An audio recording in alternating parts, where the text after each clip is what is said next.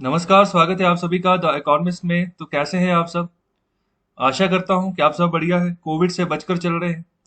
तो देखिए, जैसे मैंने आपसे कहा था कि जो मैं सुबह एडिटोरियल डिस्कस करता हूं और उसके बाद की जो इम्पोर्टेंट न्यूज़ बचती है द इकोनॉमिक टाइम्स न्यूज़पेपर में, इसके अलावा जो the times of India newspaper है उसमें, और इसके अलावा जो भारत सरकार के द्वारा जो यहाँ पर इम्पोर्टेंट नोटिफिकेशंस आते हैं, तो उन सबका कंपाइलेशन करके जो है ना, मैं अलग से यहाँ पर नोट्स बना रहा हूँ। तो अभी उन्हीं का लेक्चर आ रहा है, तो अभी एक के बाद एक जो है लेक्चर आएगा आपके सामने।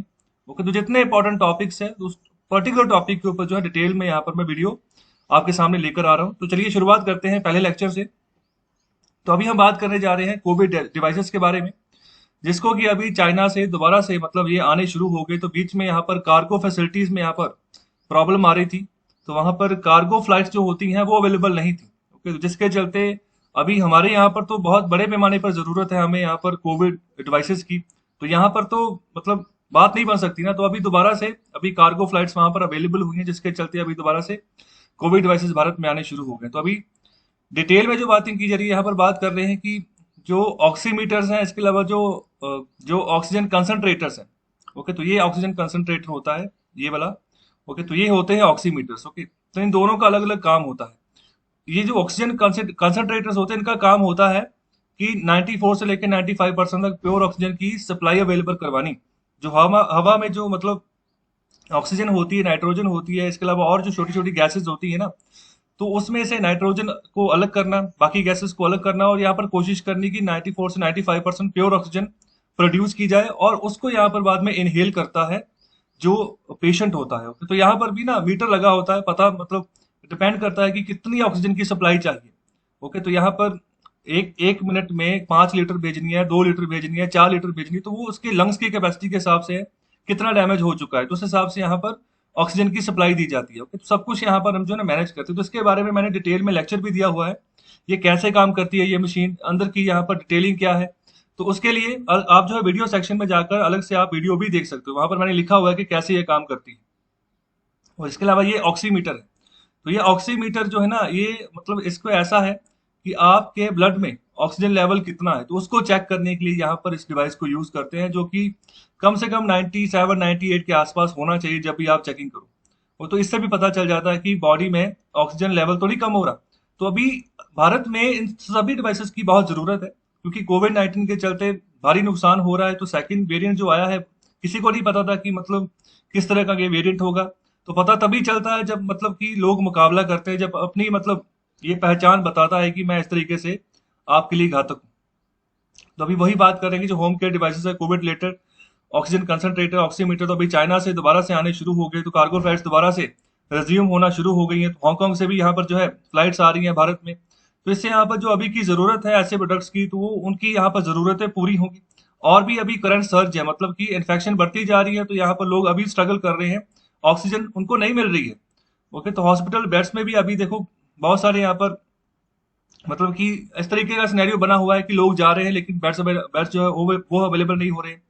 तो अभी देखो, मैंने कल एक वीडियो डाला था कि 70,000 के आसपास यहाँ पर बेड्स की फैसिलिटी भारतीय रेलवे भी दे रही है। ये सब कुछ करने के बावजूद भी देखो मतलब शॉर्टेज हो रही है।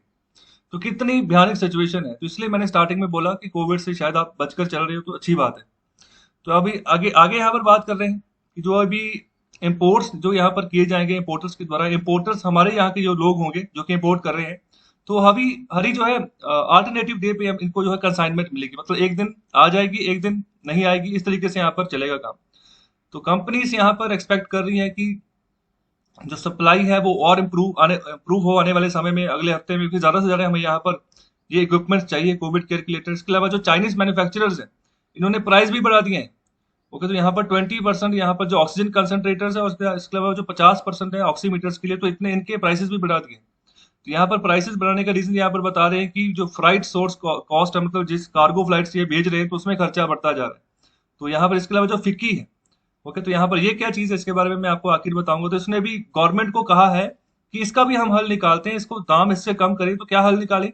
ये कह रहे हैं कि जो इंडियन कैरियर्स हैं, जो मतलब इंडियो कार्गो फ्लाइट्स हैं, जो अलग अलग कंपनीज की तरफ ऑपरेट की जाती है, उनको भेजो आप चाइना में, तो वो यहाँ पर पिकअप करें, तो उसमें से खर्चा भी बहुत कम होगा।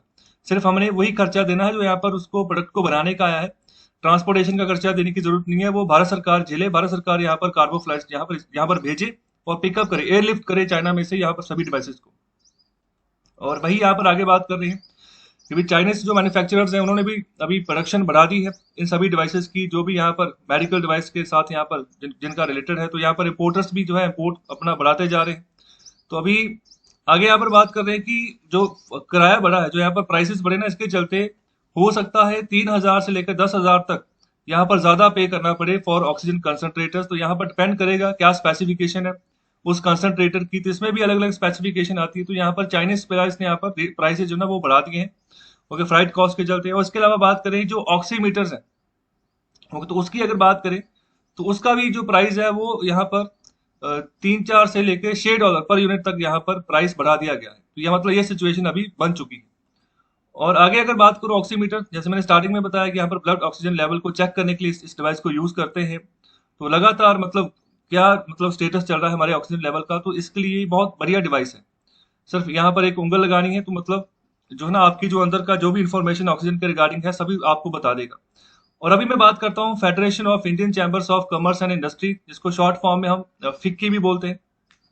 तो ये नॉन गवर्नमेंटल ट्रेड एसोसिएशन है, ओके। तो अभी इसको 1927 में बनाया गया था महात्मा गांधी जी की सलाह के ऊपर, ओके। तो किसने बनाया था? जीडी बिरला। तो जो आप जो आदित्य बिरला ग्रुप का अगर आप नाम सुनते हो, ओके, जैसे अभी अल्ट्राटेक सीमेंट वगैरह है, इसके अलावा जो आइडिया की सिम्स थी, हालांकि अभी आइडिया तो मर्जर हो गया वोडाफोन के साथ, तो अभी ये वी बन गए, ओके। तो ये इन्हीं की यहाँ पर कंपनी शुरुआत यहाँ से होती है, ओके। जीडी बिरला की बात कर रहे हैं। इसके अलावा पुरुषोत्तम दास ठाकुर दास, ये भी इंडस्ट्रियलिस्ट थे उस समय।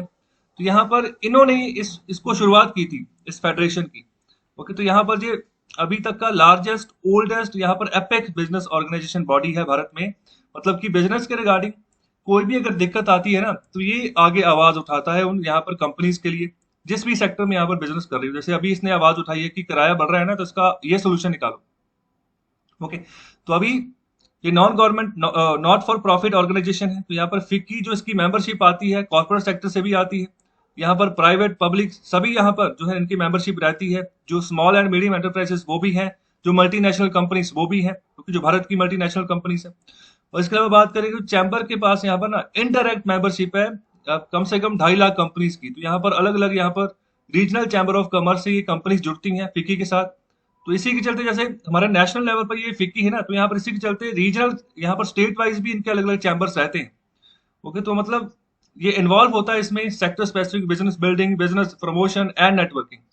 तो इसका जो हेडक्वार्टर है वो न्यू दिल्ली में है। तो अभी के लिए यहाँ पर जो प्रेजेंस है फिक्की में 12 राज्यों की प्रेजेंस है, और यहाँ पर 8 कंट्रीज की प्रेजेंस है पूरी दुनिया में, ओके।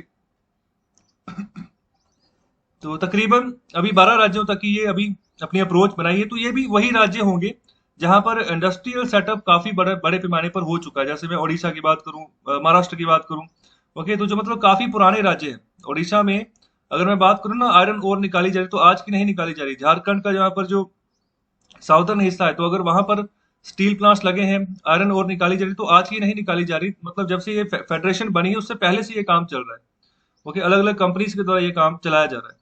तो ये अभी का सिनेरियो है, प्राइसेस बढ़ रहे हैं, और अभी जो है डिमांड जो है जिसके चलते अभी जो कार्रवाई है चाइना की तरफ से वो भी की जा रही है। मतलब जो फ्लाइट्स हैं अभी भेजी जा रही है। तो मतलब इस तरीके से अभी पूरा का पूरा सिनेरियो बनता हुआ नजर आ रहा है। तो इस लेक्चर में अभी इतना ही। तो कैसा लगा आपको लेक्चर? अपना फीडबैक दें कमेंट बॉक्स में और शेयर करें इस लेक्चर को ज्यादा से ज्यादा। बहुत बहुत शुक्रिया, धन्यवाद।